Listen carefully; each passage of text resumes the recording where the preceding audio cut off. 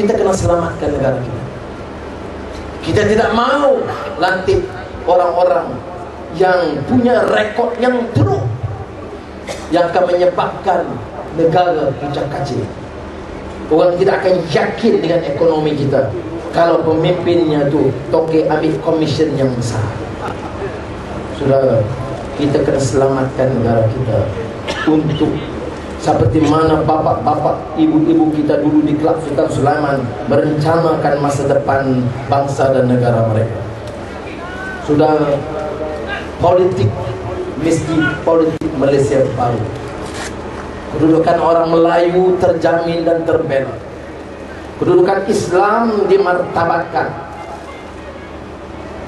Masjid-masjid diimarahkan, bukan dikongkong dengan satu suara dan datang puasa yang jarang pun ke masjid. Sebab itulah Selangor, Kedah, Perak, Pulau Pinang dan Kelantan memilih untuk mengangkat jantung puasa masjid yang layak memimpin kegiatan di masjid. Saudara-saudari Muhammad sekalian, politik Malaysia baru ini bukan politik adu domba antara kaum. Orang Melayu diberi keyakinan dan kepercayaan memimpin karena mereka dilihat adil.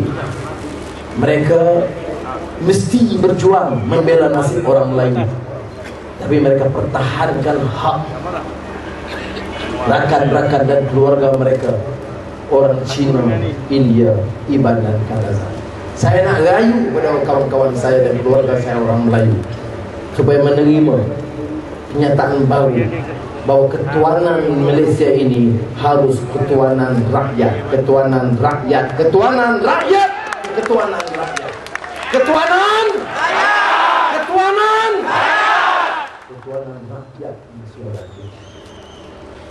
Ini politik.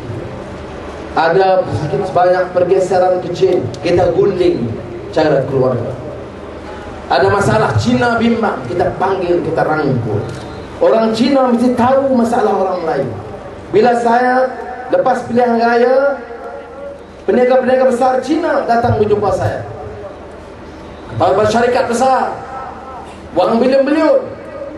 Saya jumpa saya tidak minta komisen untuk saya simpan wang di Switzerland. Saya beritahu kepada mereka, dasar kita dalam Pakatan Rakyat memacu pertumbuhan ekonomi. Ekonomi sekarang berat. Harga barang meningkat tinggi, harga minyak meningkat, hidup rakyat tertekan, harga barang keperluan semua naik. Dan cara menangani oleh kerajaan UMNO Barisan Nasional tersangat lemah. Kalau ada masalah kita gunding. Orang Cina bimbang masalah pelajaran mereka. Orang Melayu bimbang karena butuh penguasaan bahasa kian merosot. Kita kena dapat dan rangkul semua, terima prinsip-prinsip ini dan angkat martabat bahasa. Bila kita angkat martabat bahasa kita, pemimpin Cina ada di sini, India. Saya katakan, tanya saya tentang bahasa, kedudukan bahasa kebangsaan yang mesti diangkatkan, saya tidak akan tolak ansur sama sekali.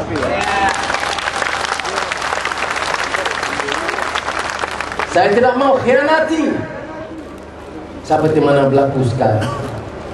Mutu penguasaan bahasa kita merosot, mutu pendidikan kita merosot.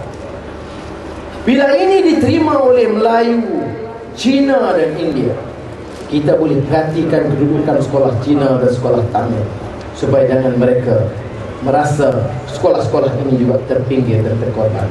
Sebab itulah matematik dan sains mesti diajar semula dalam bahasa kebangsaan di sekolah.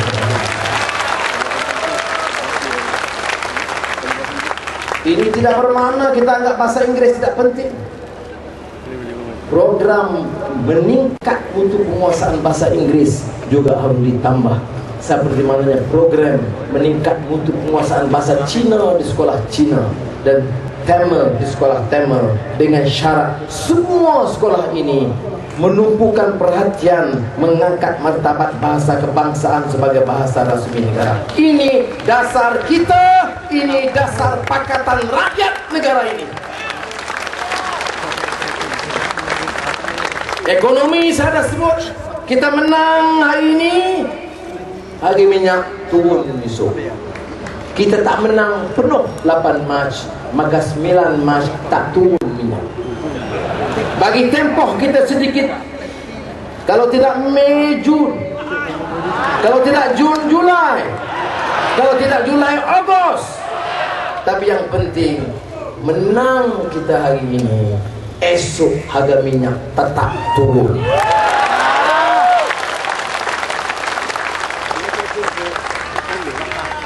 Sudah lebih penting daripada itu, menang saja Pakatan Rakyat di beberapa negeri.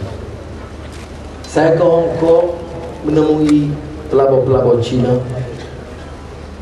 Besok saya sekejap hari saja ke Abu Dhabi untuk menemui pelabur-pelabur Arab. Saya nak bawa pelabur Arab, pelabur Cina, pelabur India datang dan melabur di negeri-negeri yang dikuasai oleh Pakatan Rakyat.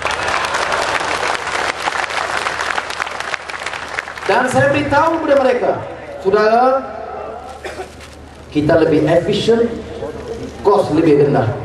Dia tanya komisen berapa?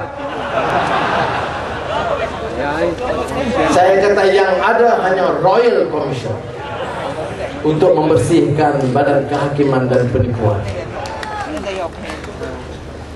Dan kita bagi tahu tidak ada pembayaran corruption di mana-mana negeri yang kita kuasai. Pelabur Arab seorang dia terkejut bila saya jumpa dia di Bahrain. Dia kata, "Akh Anwar, saudara Anwar, ini betul saudara." Sebab apa saya tanya? Jawab dia, dikenai Malaysia. Saya kata, itu Malaysia dulu. Malaysia pimpinan UMNO dan Barisan Nasional. Malaysia pimpinan keadilan, PAS, DAP, Pakatan Rakyat. Malaysia yang menunjukkan prinsip bersih dan pembangunan untuk rakyat. Ada laporan mana-mana pemimpin kita di mana-mana peringkat, baik pemimpin politik atau pegawai yang terlibat dengan rasuah, kita singkir dalam masa yang singkat. Saudara-saudari, saya yakin kita boleh bawa perubahan. Orang melihat. Kebetulan memang ada rencana saya 2 hari yang akan datang di London untuk menemui dengan pelabur-pelabur yang berhimpun di sana. Tetapi rakan-rakan saya dalam pimpinan keadilan, DAP dan PAS menasihatkan saya supaya tetap di Kuala Lumpur buat seketika, kerana perubahan-perubahan berlaku dalam masa yang terlalu cepat. Maka saya batalkan kunjungan saya ke London untuk 2-3 hari akan datang ini. Karena tumpuan kita perjuangan mengisi sedikit lagi ruang untuk dapat mentadbir negara Malaysia yang tertinggal.